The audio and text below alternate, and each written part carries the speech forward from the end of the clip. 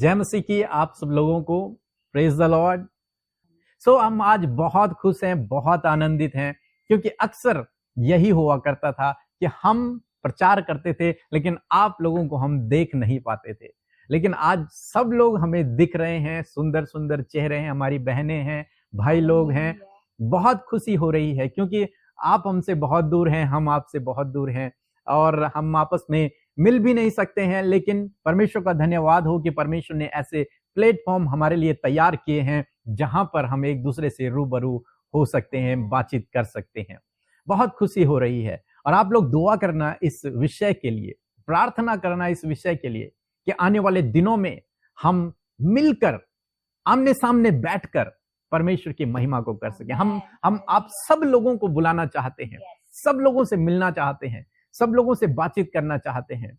एक भाई की तरह, एक बहन की तरह, एक माता पिता की तरह, एक परिवार की तरह हम आप लोगों के साथ में रहना चाहते हैं, कुछ समय व्यतीत करना चाहते हैं। तो आप प्रार्थना कीजिए इस विषय के लिए कि प्रभु ऐसा मौका दे कि जहां मीटिंग्स हो, हम लोग मीटिंग अरेंज करें और आप सब लोगों को वहां पर इनवाइट करें। बहुत लोग जुड़े हुए हैं हमारे साथ में, इसलिए हम परमेश्वर का धन्यवाद करते हैं।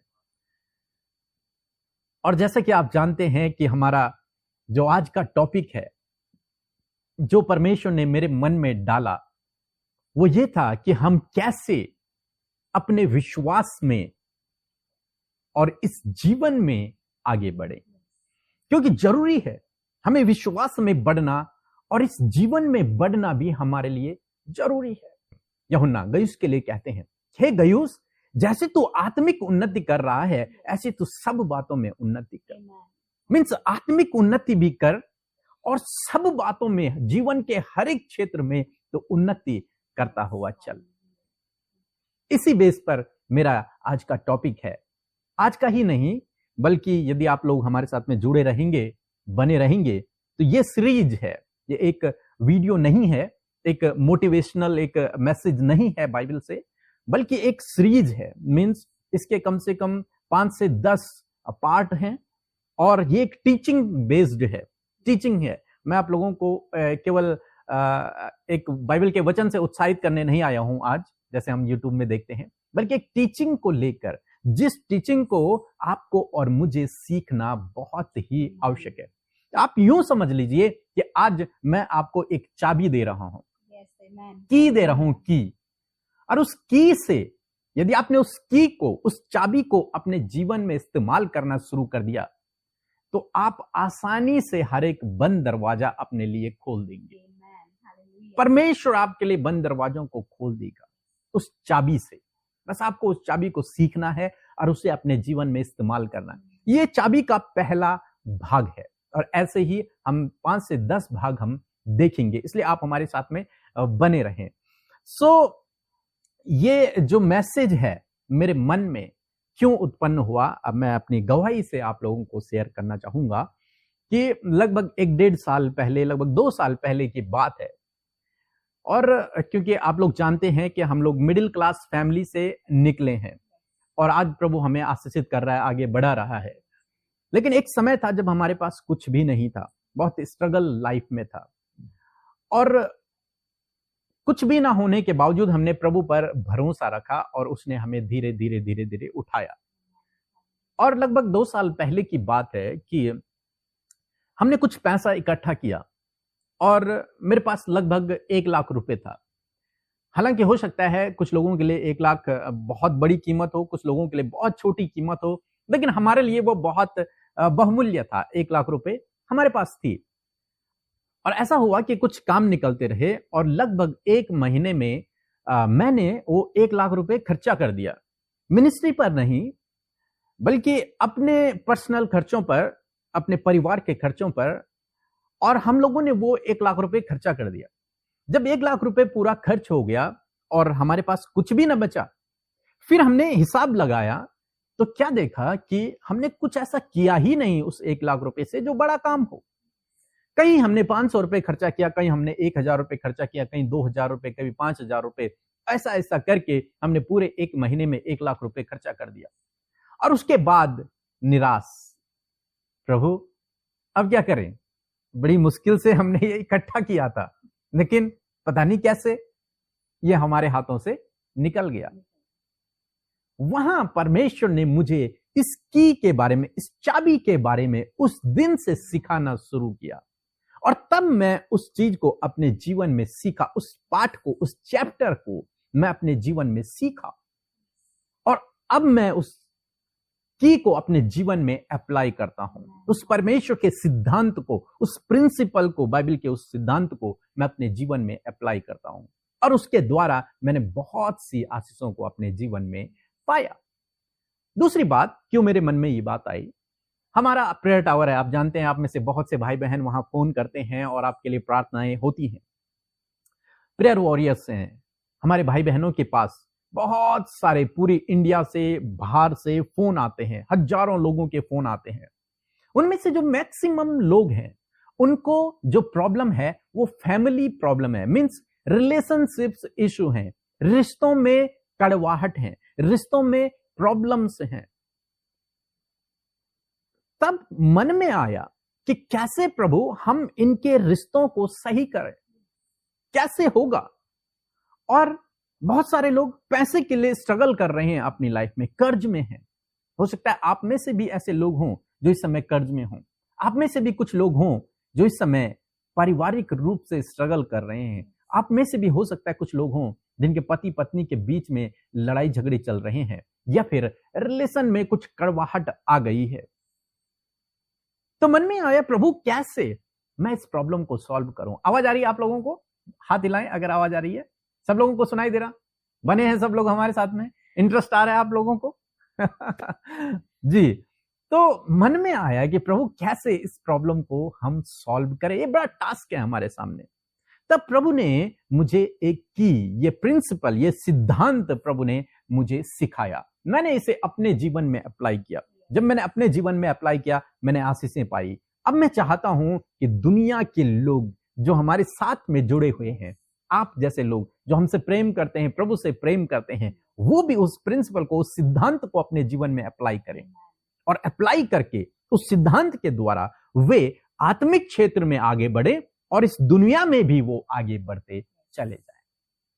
ये मेरी आशा है, ये मेरी प्रार्थना है आप लोगों के लिए कि आप आत्मिक उन्नति करें, विश्वास में आगे बढ़े, और इस दुनिया में हर एक क्षेत्र में, अपने जीवन के हर एक क्षेत्र में आप उन्नति करते चले जाए। तो आइए हम इस मैसेज में, टॉपिक में आपको बाद में बताऊंगा, अभी इसलिए नहीं बता रहा हूं, थोड़ा सा और हम आगे चलते हैं, फिर मैं आपको टॉपिक बताऊंगा कि क्या हमारा टॉपिक है। सो हम लोग निकाल लेंगे। यदि आप लोगों के पास बाइबल है तो जरूर से आप मेरे साथ में अपनी बाइबल को खोल लीजिए, क्योंकि आज टीचिंग वाला सेशन है, मैं आपको सिखाता हुआ चलूंगा। और मेरे साथ में उत्पत्ति किताब उसका 41 अध्याय आप लोग निकाल लेंगे। समय ज्यादा होगा इसलिए हम सारे वचन नहीं पढ़ेंगे, मैं आपको बता रहा हूं।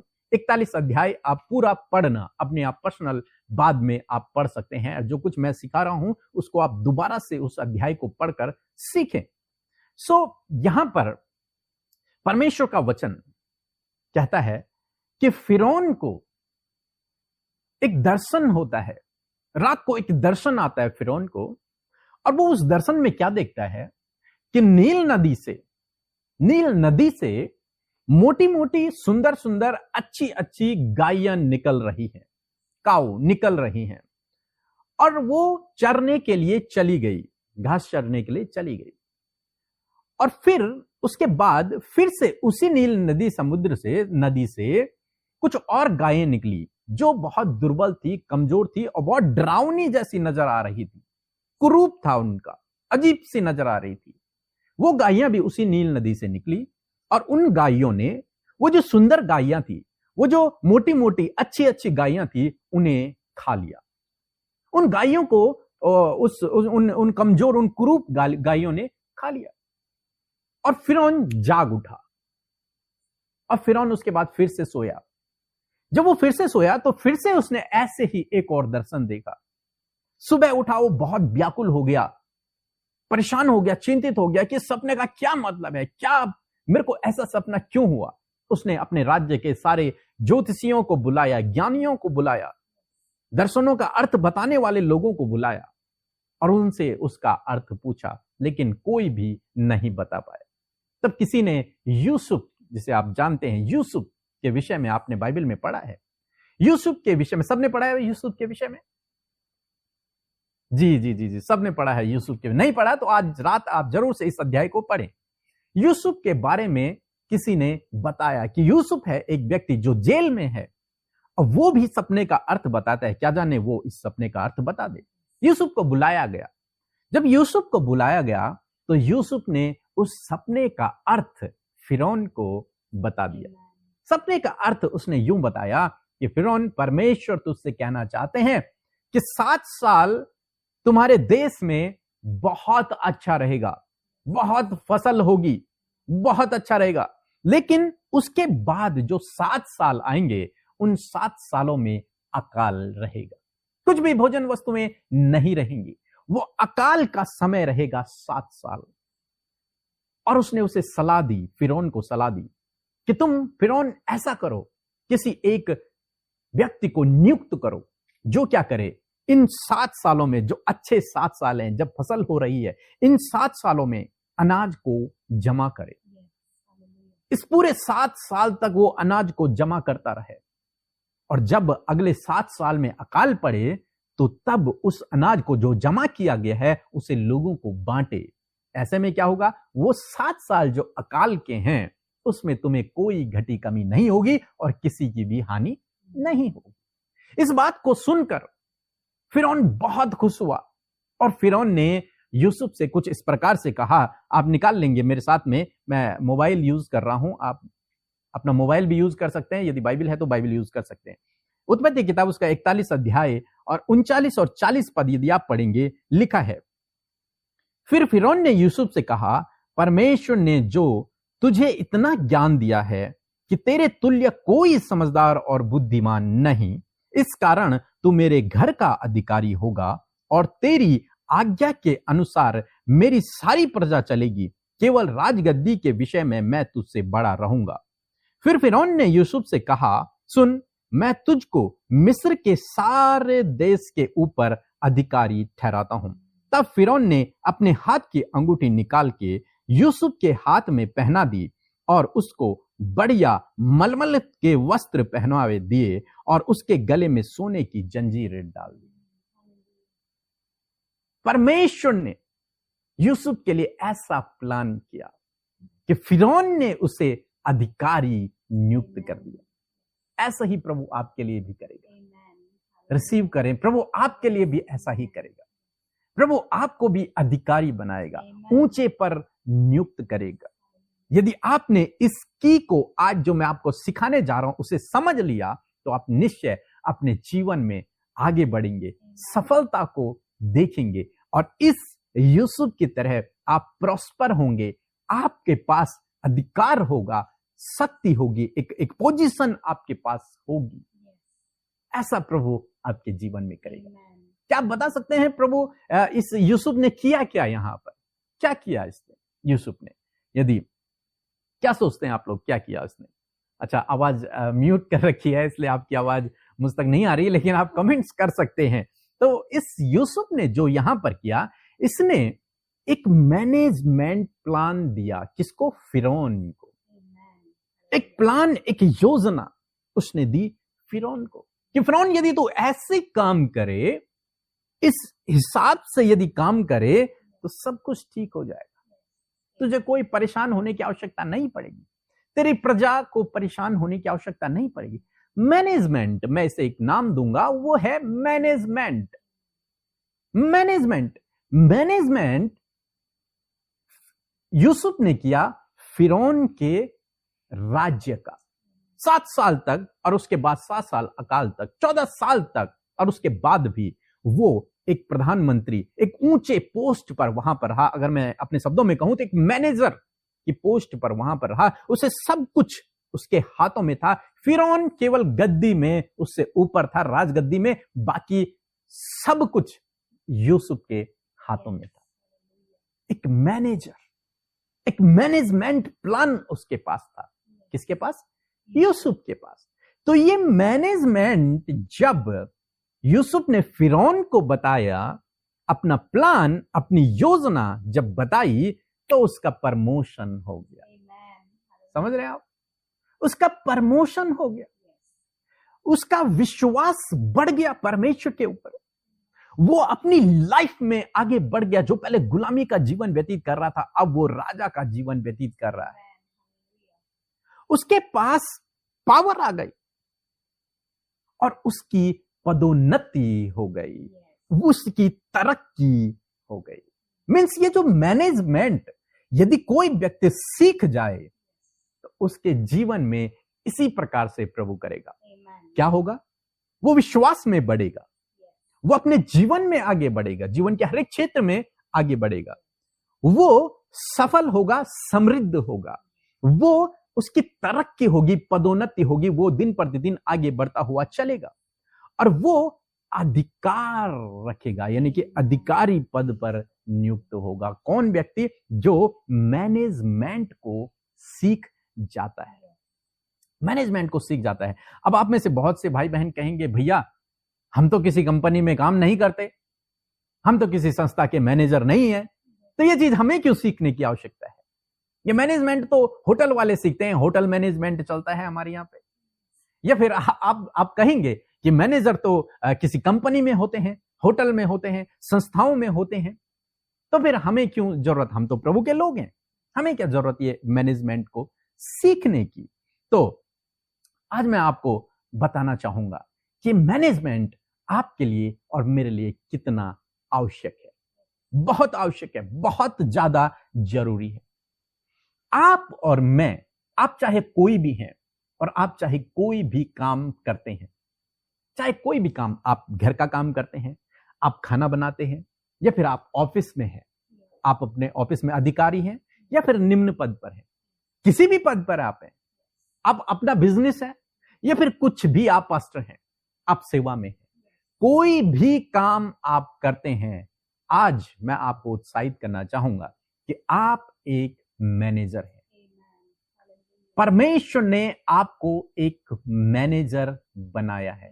अब चाहे आप कोई भी हैं, कोई भी काम करते हैं, कितनी भी आपकी उम्र है, आपकी उम्र चाहे 15 साल है या फिर 50 साल है, 80 साल है या फिर 20 साल है, आप हाउसवाइफ हैं या फिर आप काम करने वाले हैं, आप बिजनेसमैन हैं या फिर जॉब करने वाले हैं, आप राजनेता हैं या फिर सेवा में हैं, कोई भी हैं, लेकिन आप एक मैनेजर हैं। और आज के सेशन में मैं आपके अंदर केवल इस बात को डालना चाहता हूं कि आपको एहसास हो कि आप एक मैनेजर हैं।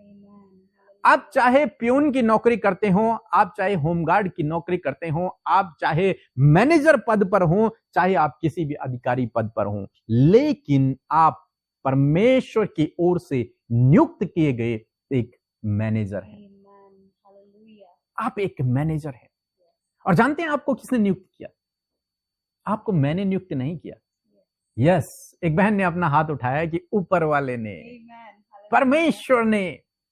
किसने? परमेश्वर।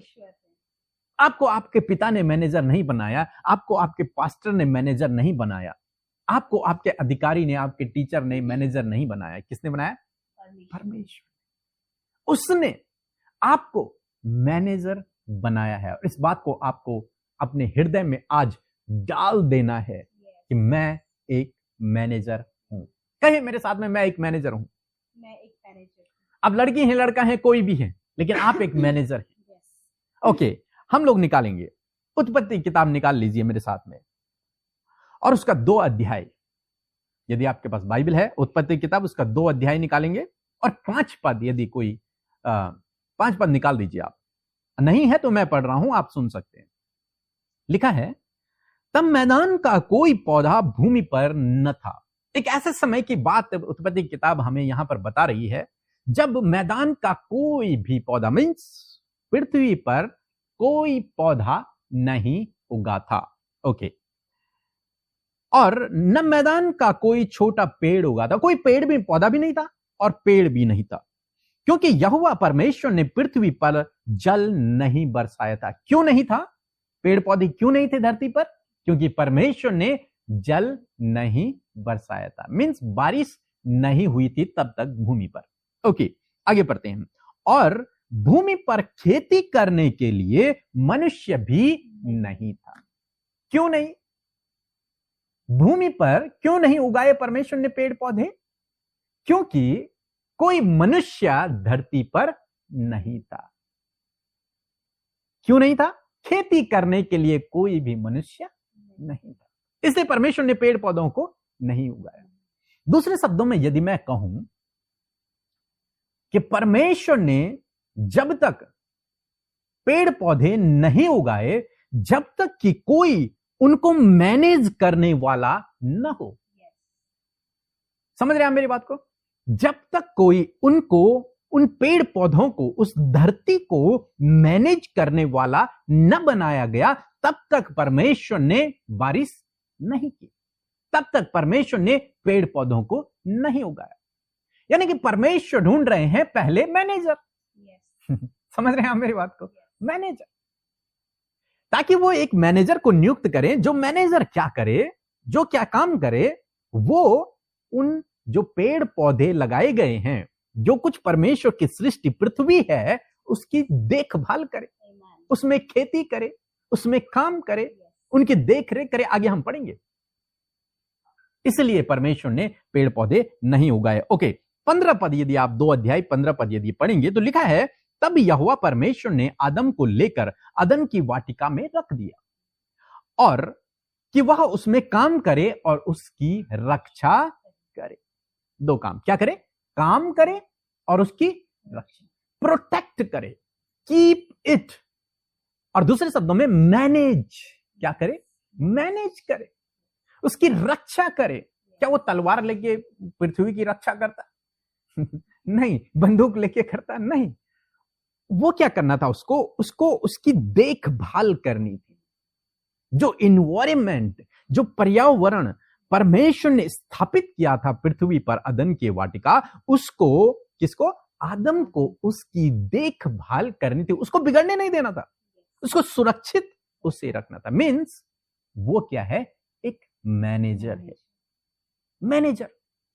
एक और पद हम लोग पढ़ लेंगे, जल्दी हम लोग करेंगे।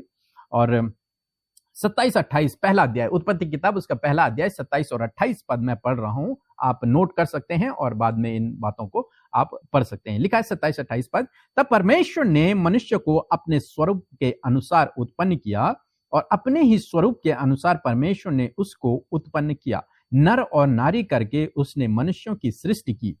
और परमेश्वर ने उनको आशीष दी, उनसे कहा, फलो फूलो, पृथ्वी पर भर जाओ और उसको अपने वश में कर लो। समुद्र की मछलियां तथा आकाश की पक्षियों और पृथ्वी पर रेंगने वाले सब जंतुओं पर क्या करो? अधिकार रखो। डोमिनियन, उन पर अधिकार रखो। जो कुछ पृथ्वी पर है उस सब पर तुम क्या करो? अधिकार रखो। रूल करो उनके ऊपर, राज्य करो उनके ऊपर, मैनेज करो उन्हें। उनको आपको क्या करना है? मैनेज करना है, कंट्रोल करना है। तो समझ रहे हैं आप? परमेश्वर ने आदम को बनाया ही इसलिए कि वो पृथ्वी को, यानी कि जो कुछ परमेश्वर की सृष्टि है, उसको मैनेज करे, उसकी देखभाल करे, उस पर राज्य करे, उस पर रूल करे, उसको गवर्न करे, उस डोमिनियन, अधिकार रखे। इसलिए परमेश्वर ने बनाया। हमें से बहुत से भाई बहन सोचते हैं कि परमेश्वर ने मनुष्य को आराधना करने के लिए बनाया, अपनी आराधना करने के लिए बनाया।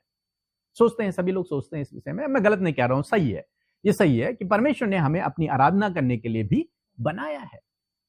परंतु इससे ज्यादा जो मुझे लगता है वो ये है कि परमेश्वर ने हमें अपनी सृष्टि की, जो कुछ उसने हमें दिया है, उसकी देखभाल करने के लिए बनाया है,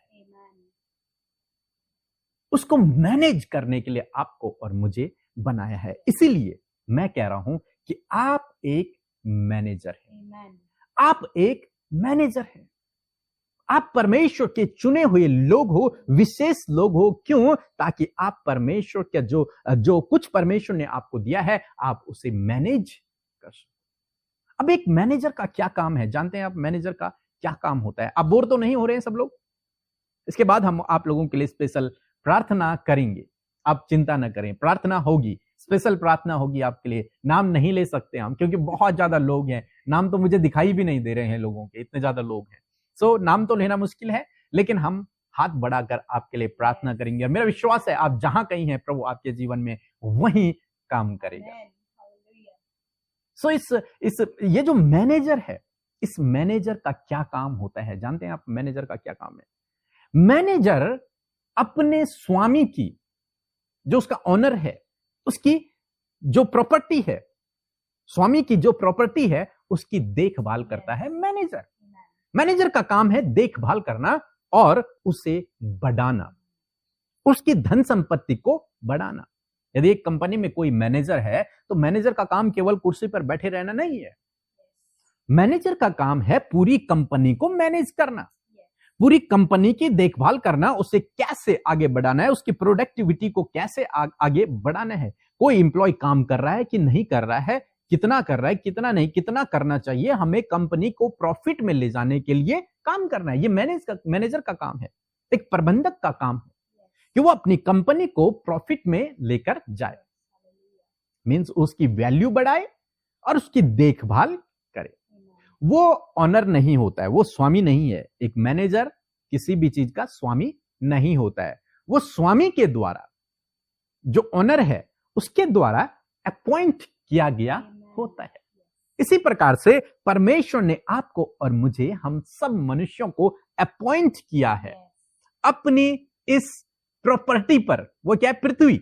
इस प्रॉपर्टी पर आपको और मुझे अपॉइंट किया है, नियुक्त किया है कि हम इस पृथ्वी पर रहकर मैनेजमेंट को करें। उसके जो रिसोर्सेस जो परमेश्वर ने आपको और मुझे दिए हैं उनकी हम देखभाल करें। इसीलिए आप लोग जानते हैं कि बहुत सारे एनजीओ चलते हैं, एनजीओ जो प्लांट्स के लिए काम करते हैं, इन्वायरमेंट के लिए, पर्यावरण के लिए काम करते हैं और पॉल्यूशन के लिए काम करते हैं, ताकि हमारी जो धरती है जो ईश्वर ने हमें दी है वो गंदी ना हो, वो खराब ना हो। लेकिन आज हम सब ने इस धरती को पॉल्यूटेड कर दिया है, खराब कर दिया है। जो परमेश्वर ने जो मैनेजमेंट हमें दिया था वो मैनेजमेंट हम नहीं कर पाए, बल्कि हमने उसे मिस मैनेज कर दिया। मैनेज नहीं किया बल्कि मिस मैनेज कर दिया। इसीलिए आज इतनी सारी बीमारियां फैल गई हैं। आप जानते हैं परमेश्वर ने बीमारियों को नहीं बनाया। क्या आप जानते हैं इस बात को? कितने लोग जानते हैं? जी, परमेश्वर ने बीमारियों को नहीं बनाया। यदि आप नहीं जानते हैं तो हमारे चैनल पर आप किंगडम ऑफ गॉड सर्च करें, मेरे नाम से आपको मिलेगा। उन सीरीज को आप वॉच करें। मैंने वहां सिखाया है कि परमेश्वर ने कोई बीमारी नहीं बनाई है। आप उत्पत्ति का पहला अध्याय, दूसरा अध्याय पढ़ लीजिए, आपको कहीं बीमारी का नामो निशान नहीं मिलेगा। बीमारियां तब आई जब आदम ने मिस मैनेज कर दिया, जब वो मैनेजमेंट सही से नहीं कर पाया, तब बीमारियां आ गई। आज पर्यावरण की वजह से, हमारे वातावरण की वजह से बहुत सारी बीमारियां, बहुत सारी विपत्तियां पड़ रही हैं, केवल हमारे मिसमैनेज करने के द्वारा। ओके, चलिए ये और टॉपिक है, हम फिर किसी और दिन बात करेंगे। तो कहने का मतलब है कि परमेश्वर स्वामी है और आप और मैं मैनेजर हैं। परमेश्वर ओनर है और आप और मैं मैनेजर हैं। समझ रहे हैं मेरी बात को? कहें, परमेश्वर ओनर है और आप और मैं मैनेजर हैं। परमेश्वर स्वामी है सब चीज का, सब पूरे ब्रह्मांड का, पूरी सृष्टि का परमेश्वर स्वामी है। और इस पृथ्वी के आप और मैं क्या है? मैनेजर हैं। कैसे? हम लोग एक वचन निकालेंगे, व्यवस्था विवरण की किताब, उसका 10 अध्याय और 14 पद कहता है, सुन, स्वर्ग और सबसे ऊंचा स्वर्ग भी और पृथ्वी और उसमें जो कुछ है वह सब तेरे परमेश्वर यहोवा का ही है। सब कुछ किसका है? परमेश्वर का है। वो स्वामी है। आपके, हमारे पास यदि ये फोन है, ये फोन भी एक तरीके से देखा जाए तो मेरा नहीं है। इसका स्वामी कौन है? परमेश्वर। हम दोनों पति पत्नी हैं, मेरा इन पर अधिकार है, इनका मुझ पर अधिकार है।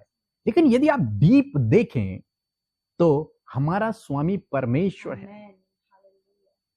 ये घर जहां पर ये स्टूडियो हमने बनाया है, लेकिन इसका स्वामी परमेश्वर है। हालेलुया। अब जहां बैठे हुए, जिस बेड में आप बैठे हुए हैं, जिस घर में आप बैठे हुए हैं, ये घर परमेश्वर का है। आमेन। आप मैनेजर हैं, समझो आप मेरी बात को। आप इस धरती पर केवल एक मैनेजर हैं और स्वामी कौन है? परमेश्वर। ओनर परमेश्वर है। एक वचन हम और पढ़ेंगे। लिखा है भजन संहिता किताब 115 अध्याय और 15-16 पद, यदि आप पढ़ेंगे तो वहां पर लिखा है, स्वर्ग तो परमेश्वर का है, परंतु पृथ्वी परमेश्वर ने मनुष्यों को दी है। आमेन। मैनेजर। ये पृथ्वी किसको दे दी? आपको और मुझे। क्यों दे दी? इसको मैनेज करने के लिए, इसकी देखभाल करने के लिए, आमेन। इसको और आगे बढ़ाने के लिए। और परमेश्वर कौन है? ऑनर है। स्वामी कौन है? परमेश्वर है। तो हम केवल एक मैनेजर है। ये तो हमने पृथ्वी की बात में अभी कर रहा था, अपने वातावरण पर्यावरण की बात कर रहा था। लेकिन आप सोचें कि क्या परमेश्वर ने आपको दिया है? कौन सी चीज है जो परमेश्वर ने आपको दी है, जिसको आपको मैनेज करना है, वो भी सही से मैनेज करना है? पृथ्वी तो है जिस पर परमेश्वर ने आदम और हवा को बना रखा। उनको अदन की वाटिका को मैनेज करना था, लेकिन वो नहीं कर पाए। उन्होंने पाप कर दिया, जिसके कारण परमेश्वर ने उन्हें वहां से निकाल दिया। और जो जीवन का वृक्ष था, उसे परमेश्वर ने गार्ड कर दिया, प्रोटेक्ट कर दिया स्वर्गदूतों से, ताकि कोई उसे खा ना सके। उन्होंने मिसमैनेज कर दिया, अपनी पोस्ट को उन्होंने खो दिया, जो अधिकार उन्हें दिया गया था उसे उन्होंने खो दिया। लेकिन आपको भी जानते हैं, आपको भी परमेश्वर ने बहुत सी चीजें दी हैं मैनेज करने के लिए। जानते हैं पहली बात क्या है?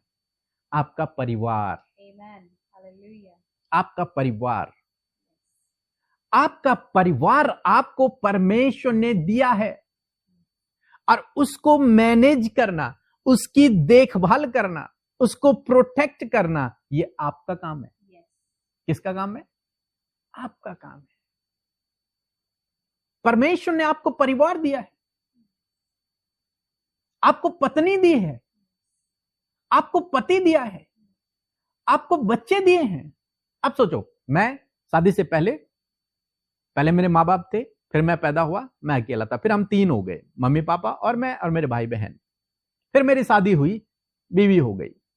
अब परमेश्वर ने मुझे मेरी पत्नी दी है। किसने दी है? परमेश्वर ने दी है। परमेश्वर ने मुझे 2 छोटे छोटे बच्चे दिए हैं। तो इन तीनों को मैनेज करना, इनकी देखभाल करना, इनको अपने साथ में बनाए रखना, ये मेरी जिम्मेदारी है। अपने मम्मी पापा को अपने साथ में बनाए रखना, उनकी देखभाल करना, ये मेरी जिम्मेदारी। क्यों मैं सब कह रहा हूं? क्योंकि मैं एक मैनेजर हूं, और मैनेजर का काम है जो कुछ उसे दिया गया है उसकी देखभाल करना, उसका प्रबंधन करना, उसको मैनेजमेंट करना। यूसुफ को जो दिया गया, उसने उसको मैनेज किया। आपको परिवार दिया गया है, आपको परिवार को मैनेज करना है। और यहां हम गलती कर रहे हैं। इसीलिए मैंने कहा स्टार्टिंग में कि बहुत सारे भाई बहनों के फोन आते हैं, कहते हैं हमारे परिवारों में ये लड़ाई झगड़ा चल रहा है, हस्बैंड वाइफ के बीच में ऐसी प्रॉब्लम चल रही है, भाई बहनों के बीच में प्रॉब्लम चल रही है, मम्मी पापा और बच्चों के बीच में प्रॉब्लम चल रही है। इसका जो सॉल्यूशन है वो ये है कि आपको अपने परिवार को मैनेज करना सीखना होगा। कैसे मैनेज करना है, हम आने वाली सीरीज में, आने वाली जब दूसरा वीडियो, दूसरा जूम मीटिंग होगी, उसमें हम लोग सीखेंगे।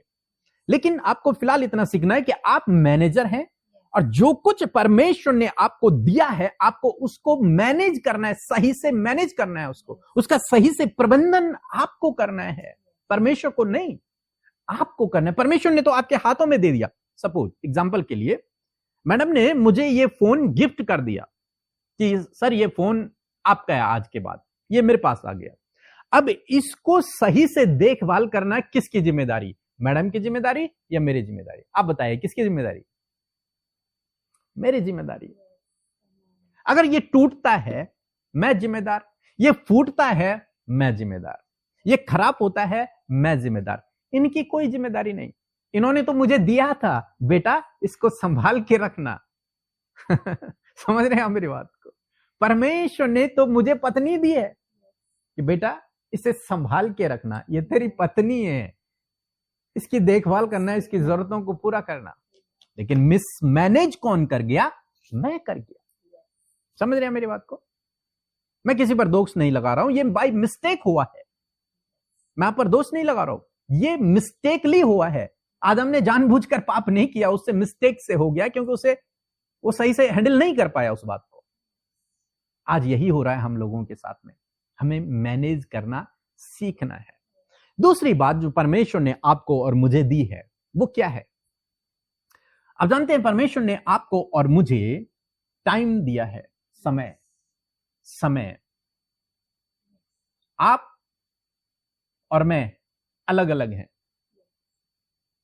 जितने भी लोग आप मुझे दिख रहे हैं, 500 1000 लोग, जितने भी लोग हैं, आप और मैं, हम लोग अलग अलग हैं। मीन्स हमारा रंग अलग है, हमारी कद काठी अलग है, हमारी भाषा बोली अलग है, हमारी उम्र अलग है। लेकिन आप जानते हैं हमारे पास समय एक सा है। चाहे आप साउथ इंडियन हैं, चाहे आप नॉर्थ इंडियन हैं, आप कहीं के भी हैं, लेकिन समय एक है। 24 घंटे आपको भी दिए हैं, 24 घंटे मुझे भी दिए। अब चाहे कोई अमेरिका में है, कोई इंडिया में है, कोई बंगाल में है, कहीं भी है, लेकिन उसके पास कितने घंटे हैं? 24 घंटे। अब इस 24 घंटे को हमें मैनेज करना है।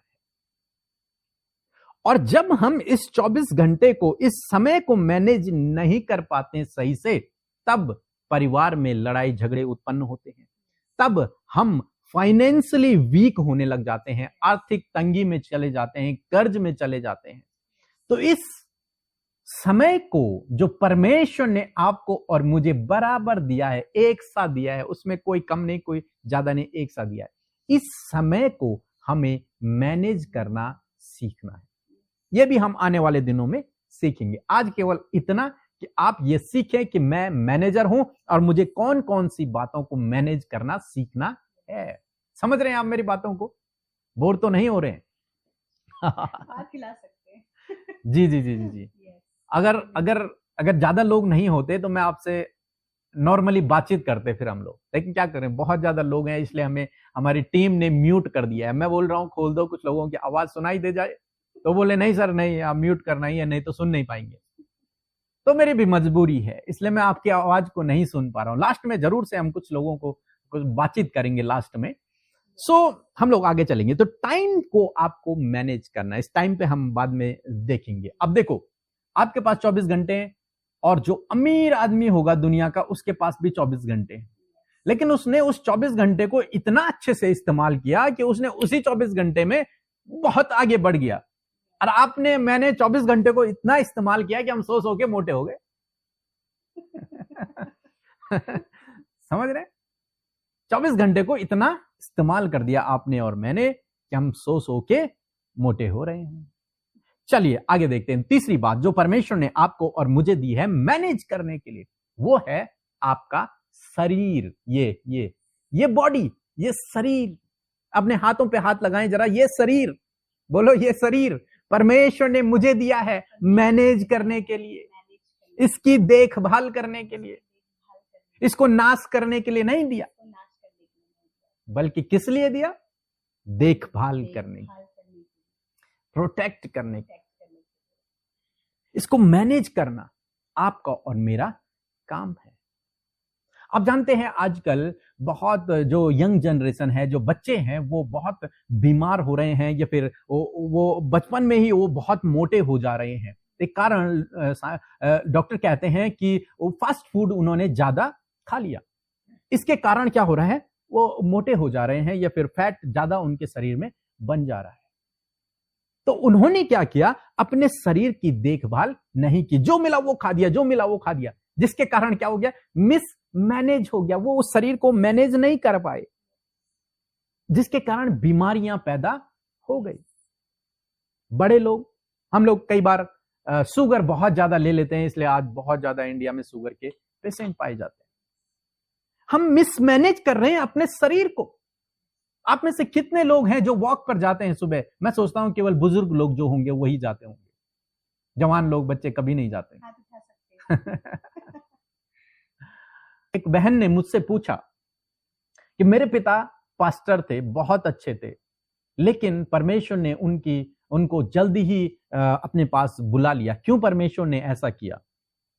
आखिर क्यों उनकी मृत्यु पहले हो गई? आखिर क्यों ऐसा हुआ?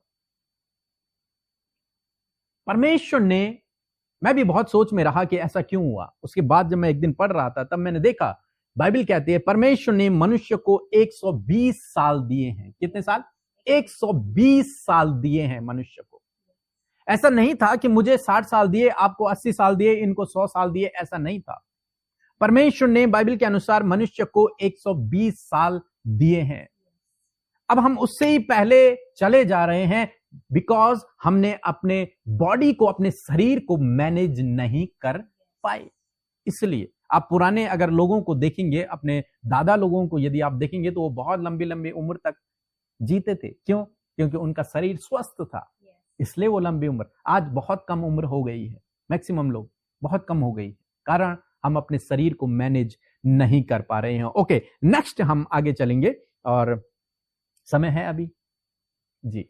ओके, समय है आप लोगों के पास? कितने लोग वॉच कर रहे हैं? हाथ उठा सकते हैं। ओके, नेक्स्ट जो बात है, जो परमेश्वर ने आपको और मुझे मैनेज करने के लिए दी है, वो है मनी, पैसा। आप जो कमाते हैं, जो कुछ पैसा आपके पास आता है, वो उड़ाने के लिए नहीं है। इसलिए मैंने पहले अपनी कहानी सुनाई कि 1 महीने में मैंने 1 लाख रुपए उड़ा दिया। इसके लिए नहीं, ये परमेश्वर ने फिर मुझे सिखाया, ये इसके लिए नहीं है, ये इसके लिए है हम इसे मैनेज करें। यूसुफ ने क्या किया? उसने मैनेज किया अनाज को, उड़ाया नहीं उसने कि हाँ भाई 7 साल बहुत खुशी के हैं, खा लो, जितना खा सकते हो खा लो। नहीं, उसने कहा बचाओ, और जब 7 साल अकाल पड़ेगा उस समय उसको यूज करना। लेकिन आप और मैं, बहुत सारे लोग हैं जो 1000 रुपए कमाते हैं और एक के 1000 रुपए गवा देते हैं। है कोई भाई ऐसा? चलो बहुत अच्छी बात है, नहीं है तो बहुत अच्छी। हाँ, कुछ लोग हैं जी। तो आपको मैनेज करना सीखना है। क्या मैनेज करना? अपने पैसे को मैनेज करना, जिसे मनी मैनेजमेंट भी कहते हैं। आजकल यूट्यूब में बहुत सारे वीडियोस आप देखेंगे मनी मैनेजमेंट, वो सीख रहे हैं।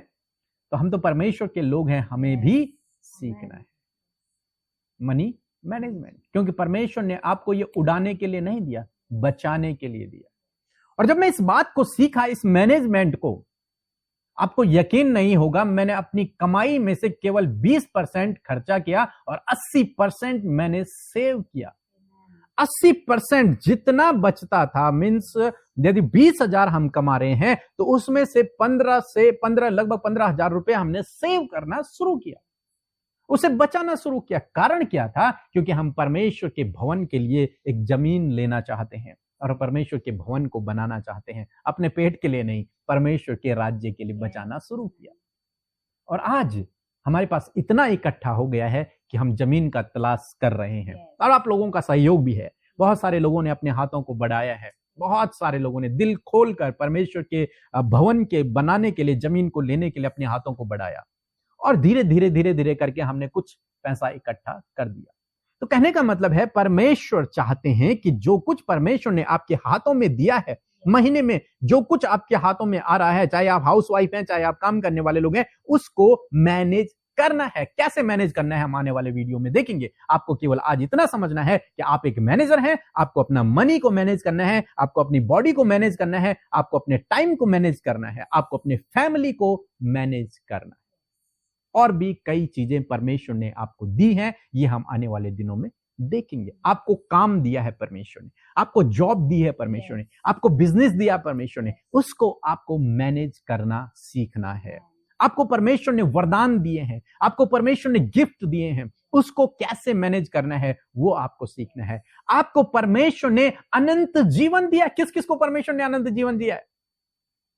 यस, वाह। आप स्वर्ग के नागरिक हैं। Amen, amen, amen. मैं आपको बताना चाहूंगा, Yes, आप स्वर्ग के नागरिक बन चुके हैं। amen. लिख लो, आप स्वर्ग के नागरिक बन चुके हैं, बनेंगे नहीं। ये मत सोचना जब मैं मरूंगा तब मैं स्वर्ग जाऊंगा, नहीं, आप आज ही स्वर्ग के नागरिक हैं, परमेश्वर के राज्य के हम नागरिक हैं। तो उस अनंत जीवन को मैनेज करना भी हमें सीखना है। वो उद्धार जो परमेश्वर ने आपको और मुझे दिया है उसे हमें मैनेज करना सीखना Amen. है। यदि हम मैनेज नहीं कर पाते हैं इन चीजों को, तो जानते हैं क्या होगा, बहुत गड़बड़ी होगी, बहुत कुछ हो सकता है यदि हमने इन चीजों को मैनेज नहीं किया। पहली बात तो हमने देख लिया, हम कर्ज में चले जाएंगे। दूसरी बात हमने देखी कि अगर हमारा पर्यावरण खराब होता है तो हम सब लोगों के अंदर बीमारियां पैदा हो जाती हैं। तीसरी बात हमने देखा, यदि हम अपनी फैमिली को सही से मैनेज नहीं कर पाएंगे तो रिश्ते टूट जाएंगे। ऐसे ही यदि हम अपने अनंत जीवन को भी सही से मैनेज नहीं कर पाए तो अनंत जीवन से भी हम हाथ धो बैठेंगे। लेकिन ऐसा नहीं होगा, मेरा विश्वास है, क्योंकि आपका भरोसा आप पर नहीं, परमेश्वर पर है। Amen. Hallelujah. मेरा भरोसा मेरी धार्मिकता पर नहीं है, Yes. मेरे परमेश्वर पर है। Amen. Hallelujah. आप जानते हैं, जब कोई व्यक्ति गिर रहा हो, कहीं गिर रहा है, और गिरते समय यदि किसी ने हाथ बढ़ा दिया उसको पकड़ने के लिए, और यहां पर देखिए आप, यदि उस नीचे गिरते हुए व्यक्ति ने ऊपर वाले का हाथ यहां से पकड़ा, ऐसे करके पकड़ा, तो संभावनाएं हैं कि वो हाथ छूट जाए। क्यों?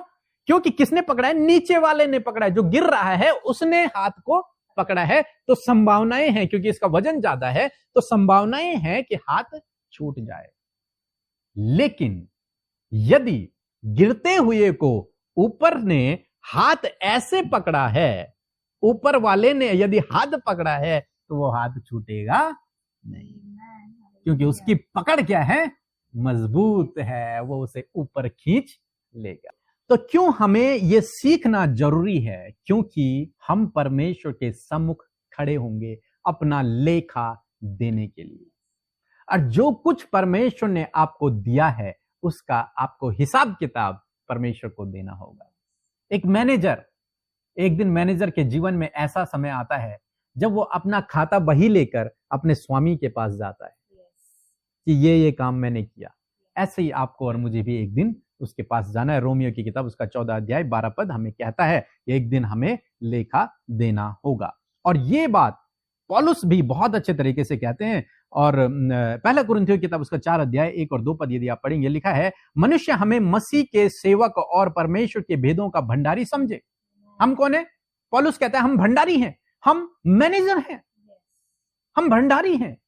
और फिर कहता है, फिर यहां भंडारी में यह बात देखी जाती है कि भंडारी विश्वास योग्य निकले। जो कुछ उस भंडारी को दिया गया, उस मैनेजर को जो कुछ दिया गया, उसमें वो विश्वास योग्य निकले। ये स्वामी की चाह है उस भंडारी के लिए। हम बाइबल में लूका रचित सुसमाचार उसके 16 अध्याय में 1 और 2 पद में एक खराब भंडारी के विषय में पढ़ते हैं, अविश्वास योग्य भंडारी के विषय में पढ़ते हैं। आप पढ़ लेना, लूका रचित सुसमाचार 16 अध्याय 1 और 2 पद में हम लोग इस बात को पढ़ते हैं। तो वहां पर क्या होता है, एक भंडारी, एक स्वामी ने एक भंडारी को नियुक्त किया, और वो उस चीज को जो कुछ जिस पर वो नियुक्त किया गया था उसे मिसमैनेज कर देता है। तो लोग उसकी शिकायत कर लेते हैं, भाई स्वामी जो तूने भंडारी रखा हुआ है ये तो तेरे सारे पैसों को उड़ा रहा है। स्वामी को गुस्सा आया और स्वामी उसके पास जाता है और कहता है कि भंडारी तू अपना लेखा दे, क्योंकि अब से तू भंडारी नहीं रहेगा, तू मुझे लेखा दे जल्दी। जो कुछ मैंने तुझे सौंपा था अब तू बता तूने उसका क्या किया। तो ये इसके बारे में लिखा है अविश्वास योग्य भंडारी, क्योंकि ये विश्वास योग्य नहीं रहा। आदम भी अविश्वास योग्य भंडारी था, क्योंकि उसने मिसमैनेज कर दिया। जो कुछ परमेश्वर ने उसे दिया था उसने उसे मिसमैनेज कर दिया। जब किसी बात को, किसी चीज को जो परमेश्वर ने आपको और मुझे दिया हम मिसमैनेज करते हैं तो हम उसे खो देते हैं। यदि आप पैसे को मिसमैनेज कर देंगे तो आप पैसा खो देंगे। यदि आप फैमिली को मिसमैनेज कर देंगे तो फैमिली खो देंगे। यदि मैं अपनी पत्नी के साथ में गलत व्यवहार करूंगा तो मैं इन्हें खो दूंगा। यदि अपने बच्चों के साथ में तो बच्चों को खो दूंगा। बच्चे मेरे साथ में तो वो समझ रहे हैं मेरी बात को। जिसे हम मिसमैनेज करेंगे, जिसको भी हम सही से मैनेज नहीं कर पाएंगे उसे हम खो देंगे। लेकिन परमेश्वर पे भरोसा रखें। परमेश्वर रिन्यू करने वाला परमेश्वर है, Amen. Hallelujah. फिर से पुनः स्थापित करने वाला परमेश्वर, टूटी हुई चीजों को बनाने वाला परमेश्वर है। निराश होने की आवश्यकता नहीं है।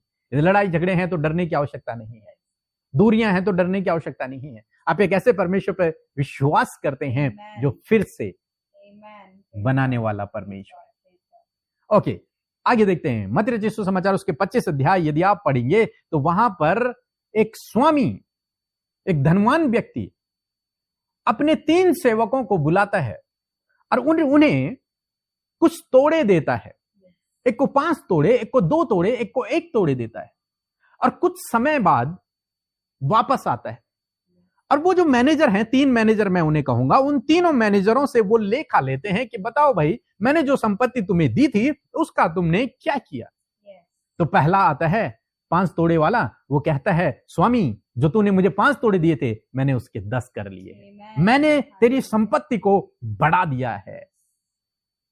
फिर दूसरे को बुलाता है जिसको 2 तोड़े दिए, उसे भी बुलाता है। वो कहता है स्वामी तूने मुझे 2 तोड़े दिए थे, मैंने उससे भी बढ़ा दिया, मैंने उसके 4 कर दिए हैं।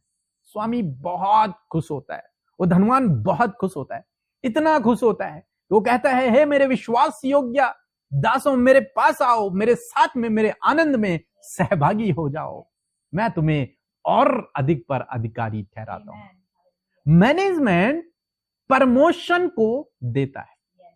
इन्होंने सही मैनेजमेंट किया उस पैसे का, इनका प्रमोशन हो गया। Yes. अधिकारी ठहराता हूं, पावर, अधिकार इन्हें मिल गया, इनकी उन्नति हो गई। यही मैंने आपको सबसे पहले बताया था, यदि आप मैनेजमेंट करना सीखते हैं तो ये की है, ये चाबी है प्रमोशन की, ये चाबी है अधिकार की, ये चाबी है विश्वास में बढ़ने की, ये चाबी है लाइफ के, जीवन के हर एक क्षेत्र में आगे बढ़ने की, यदि आप मैनेजमेंट को सीखते हैं। Amen.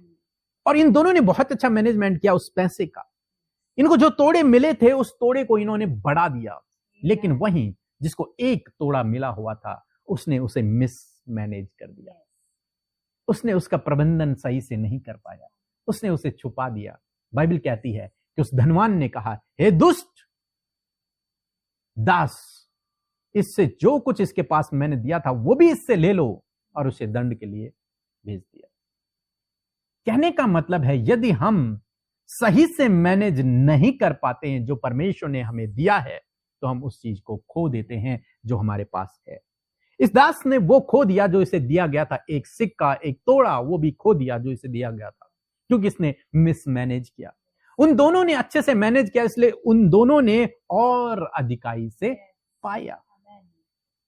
सो मैं आपको बताना चाहूंगा, यदि आप मैनेजमेंट करना सीखते हैं अपने समय का, अपने पैसे का, अपने परिवार का, इस प्रकृति का, एनवायरनमेंट का, इस घर का, अपने घर का, अपने काम का, अपने बिजनेस का, अपने उद्धार का, अपने गिफ्ट का, अपने टैलेंट का, आप प्रॉस्पर होंगे, आप समृद्ध होते चले जाएंगे, आप अधिकारी पद पर रहेंगे, ऊंचे पर नियुक्त होंगे, आपकी पदोन्नति हमेशा होती रहेगी, आपका प्रमोशन होता रहेगा यदि आपने इन चीजों को सीख लिया। सो मैं आशा करता हूं, विश्वास करता हूं कि आपने थोड़ा सा एक बात को आज सीख लिया है कि आप एक मैनेजर हैं, आप एक मैनेजर हैं। आपको परमेश्वर ने एक मैनेजर की पोस्ट पर नियुक्त किया है और आपके हाथ में परमेश्वर ने कुछ चीजों को मैनेज करने के लिए दिया है।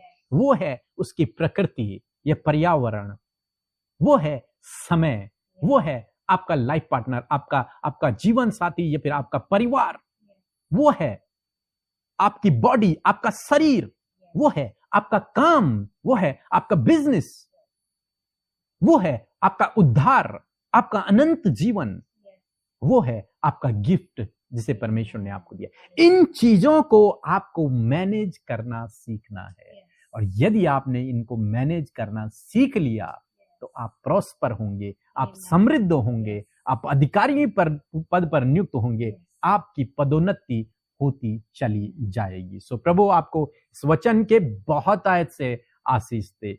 आमीन, आमीन। जी, यदि आपने आशीष पाई है तो अपने हाथों को उठाएं। यदि आपने सीखा है, वास्तव में यदि आपने सीखा है और यदि आप सीखना चाहते हैं और भी इन चीजों को कैसे मैनेज करना है, केवल प्रार्थना करने से, यस, प्रार्थना करने से सब कुछ हो सकता है। और परमेश्वर हमारे जीवनों में काम करता है, रिस्टोर करता है, लेकिन हमारा भी कुछ कर्तव्य है।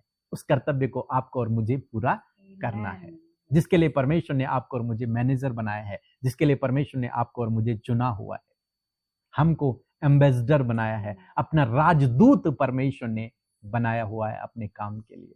सो आइए हम छोटी सी प्रार्थना करेंगे, उसके बाद हम आपकी बीमारियों के लिए, आपकी परेशानियों के लिए, हर एक समस्या के लिए हम लोग प्रार्थना करेंगे। आपको हमारे साथ में उस प्रार्थना को करना है, और जहां पर भी आप बीमार हैं वहां पर हाथ रखें, और जिस किसी के लिए भी आप प्रार्थना करना चाहते हैं वो करें। मेरा विश्वास है प्रभु आज आपकी प्रार्थनाओं को सुनेगा, निश्चय प्रभु आपकी प्रार्थनाओं का उत्तर देगा। अभी कल की बात है, एक बहन ने हमें फोन किया और उनका रिजल्ट आने वाला था गवर्नमेंट जॉब का। उन्होंने फोन किया और हमने फोन को उठाया और उनसे बातचीत की। उन्होंने कहा कि हमारा रिजल्ट आने वाला है, बहुत परेशान है और रिजल्ट आने वाला है, बहुत नर्वस हैं, आप लोग प्रार्थना कीजिए। जब हमने मीन्स उनके लिए प्रार्थना हुई, परमेश्वर ने उनकी प्रार्थना को सुन लिया।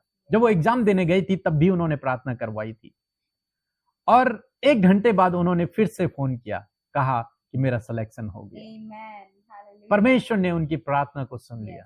परमेश्वर आपकी प्रार्थना को भी सुनेगा। एक बहन ने बताया कि वो हमारी राफा प्रेयर आपने सुनी होगी, राफा प्रेयर को सुन रही थी, बहुत कर्ज में थी और वो राफा प्रेयर को सुनने लगी। जब वो राफा, दूसरे ही दिन उन्हें फोन आया, और वो फोन ये था कि आपका कुछ पैसा बहुत समय से हमारे पास जमा था, इस पैसे को ले जाइए। उन्हें नहीं पता कौन सा पैसा, कहां का पैसा, उन्हें नहीं पता, लेकिन वो कहती हैं कि मैं गई, मुझे वो सारा पैसा मिला और मैंने अपना पूरा कर्जा लौटा दिया। एक दिन में मात्र परमेश्वर ने उनके जीवन में ऐसे बड़े कामों को कर दिया। आपके जीवन में भी प्रभु करेगा, इसलिए प्रार्थना करें। आइए अपनी आंखों को बंद करें और हमारे साथ में प्रार्थना करें। प्रभु यीशु मसीह, हम आपका धन्यवाद करते हैं इस सुंदर समय के लिए जो आज आपने हमारे जीवनों में दिया। विशेषकर प्रभु इन भाई बहनों के लिए प्रार्थना करते हैं जिन्होंने आज तेरे वचन को सुना है। प्रभु ये वचन मेरा नहीं था प्रभु, ये वचन मेरी ओर से नहीं है, बल्कि ये तेरी ओर से प्रभु, जो तूने सिखाया, जो आपने कहा, वो मैंने इन तक पहुंचा दिया है। प्रभु होने पाए खुदावन ऐसा हृदय दे जिस हृदय में वो वचन फलवंत हो। प्रभु ये समझने पाए कि ये एक मैनेजर है, ये समझने पाए कि ये तेरे द्वारा नियुक्त किए गए हैं, ये समझने पाए कि इन्हें वो चीजें मैनेज करनी है। प्रभु इनको वो हृदय दे प्रभु, दुष्ट प्रभु इनके हृदय से इस वचन को चुराने न पाए खुदावन, लेकिन ये वचन इनके हृदय में फलवंत हो। यीशु धन्यवाद करते हैं, धन्यवाद हो पिता परमेश्वर। प्रभु हम आपका धन्यवाद करते हैं, प्रार्थना करते हैं इस समय जितने भी भाई बहन हमारे साथ में जुड़े हुए हैं प्रभु, यदि कोई भी किसी भी बीमारी, किसी भी तकलीफ में है, किसी भी समस्या में है, प्रभु यीशु नासरी के नाम से अभी इसी वक्त वो चंगा हो जाए इन जीसस नेम। उसके जीवन की वो समस्या दूर हो जाए यीशु नासरी के नाम से, वो छुटकारा पाए यीशु नासरी के नाम से। है बीमारी, हम तुझे आज्ञा देते हैं उसके शरीर को छोड़कर चली जा इन जीसस नेम। रुकावट यीशु नासरी के नाम से दूर हो जाए, वो काम जो अभी तक नहीं हो पाया वो सफल हो जाए यीशु नासरी के नाम से, सफल हो जाए, वो बंद दरवाजे खुल जाएं यीशु नासरी के नाम से। वो समस्या जिसमें ये भाई फंसा हुआ है प्रभु, आप उसे बाहर निकालें, उस समस्या से बाहर निकालें, उस बंधन से उसे बाहर निकालें प्रभु। धन्यवाद करते हैं, उस ट्रैप से, उस जाल से प्रभु उसे बाहर निकालें पिता। धन्यवाद हो पिता। प्रभु आप छूइए प्रभु इन बहनों को, इन भाइयों को जो आज तेरी संगति में है, तेरी उपस्थिति में है, आप इन्हें छूइए प्रभु। धन्यवाद हो। धन्यवाद यीशु, आपका धन्यवाद आपके सुंदर लोगों के लिए, आपकी सुंदर प्रजा के लिए प्रभु, जिन्होंने आपके वचन को, आपके इंस्ट्रक्शंस को आज ले लिया प्रभु। मैनेजमेंट के ऊपर, हर एक टीचिंग को परमेश्वर उन्होंने अपने जीवन में रिसीव कर लिया। फादर प्रभु, आपने जो कुछ भी उन्हें दिया है प्रभु, आज उन्होंने निर्णय लिया है, आज उन्होंने निर्णय लिया है परमेश्वर कि वो हर एक चीज को मैनेज करेंगे पिता परमेश्वर। थैंक यू फादर प्रभु। इस समय प्रभु आपके ये लोग प्रभु जी जो दुनिया के जिस भी छोर से हमारे साथ कनेक्ट है परमेश्वर, इसी वक्त प्रभु आपका सामर्थ प्रभु आपके लोगों पर उतर आए परमेश्वर। प्रभु यीशु नासरी के नाम से आपका सामर्थ इनके ऊपर उतर आए परमेश्वर। लॉर्ड जीसस प्रभु, आज जितने भी भाई बहन प्रभु जी यदि किसी भी ऐसी प्रॉब्लम में जो उनके मन में एक दुविधा पैदा कर रही है, आज बहुत से लोग ऐसे हैं प्रभु जो दुविधा में है प्रभु यीशु, इसी वक्त हम घोषणा करते हैं दुविधा इनके जीवन से चली जाए in the name of Jesus. Answer आपके ओर से मिले प्रभु, इनके कानों में प्रभु आंसर पहुंचने पाए परमेश्वर पिता। प्रभु इस समय बहुत से लोग कंफ्यूज हैं किस मार्ग पर चलना है परमेश्वर, इनके कंफ्यूजन को क्लियर करते हैं यीशु नासरी के नाम से परमेश्वर। जो रिलेशनशिप आज मिसमैनेज है परमेश्वर पिता, यीशु नासरी के नाम से हर एक रिलेशनशिप मैनेजमेंट की टीचिंग के थ्रू प्रभु जी मैनेजमेंट में आ जाए परमेश्वर पिता।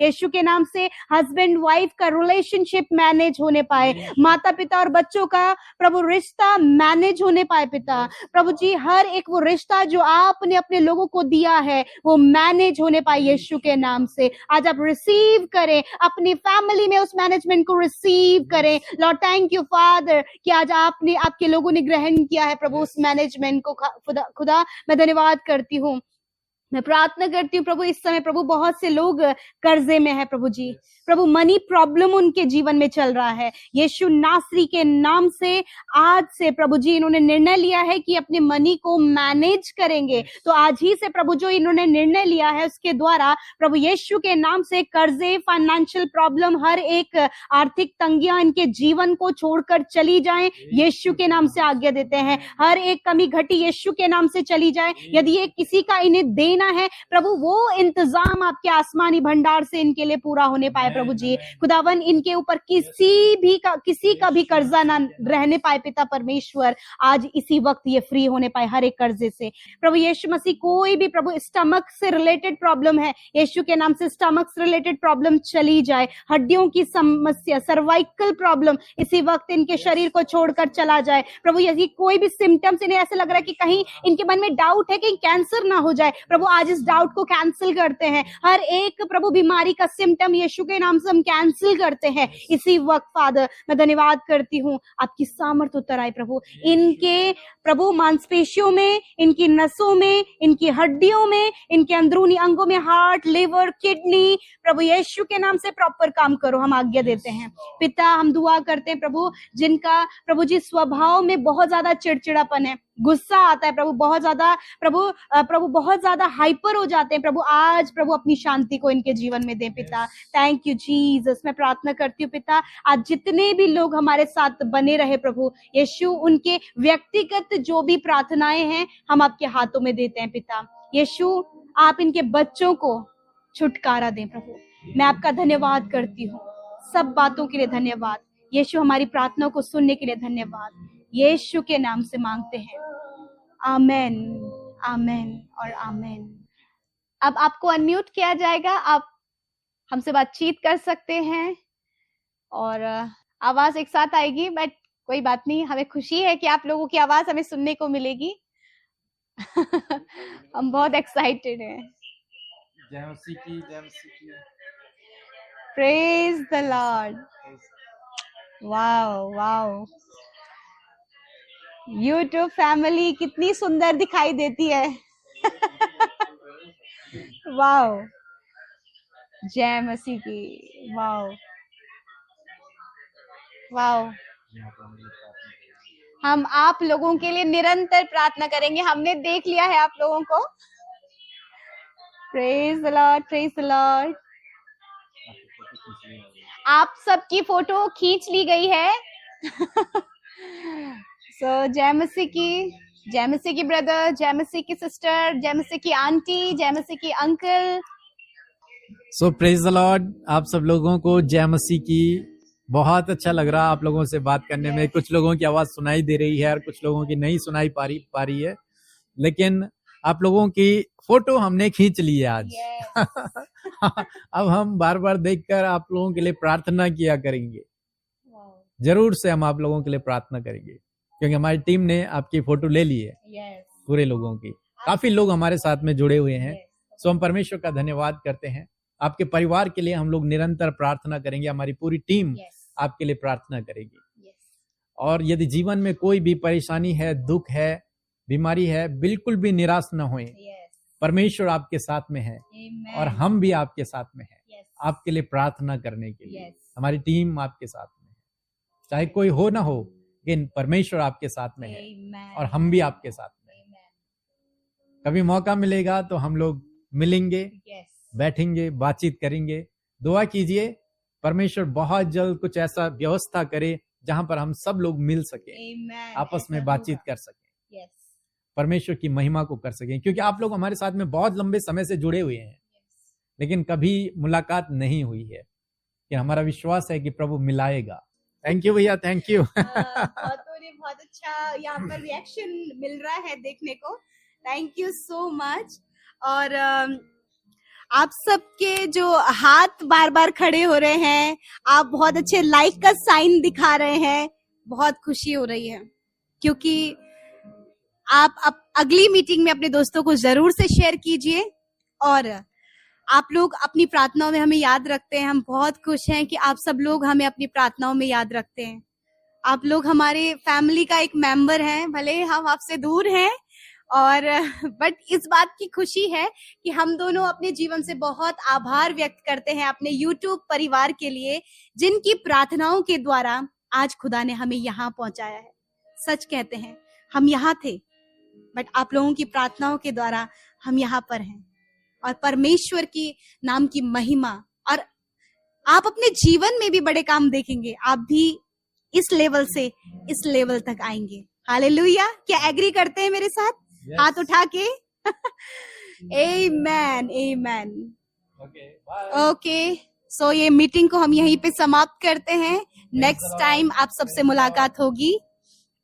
Praise the Lord. बहुत सारे कमेंट्स आ रहे हैं, आपके कमेंट्स के लिए धन्यवाद।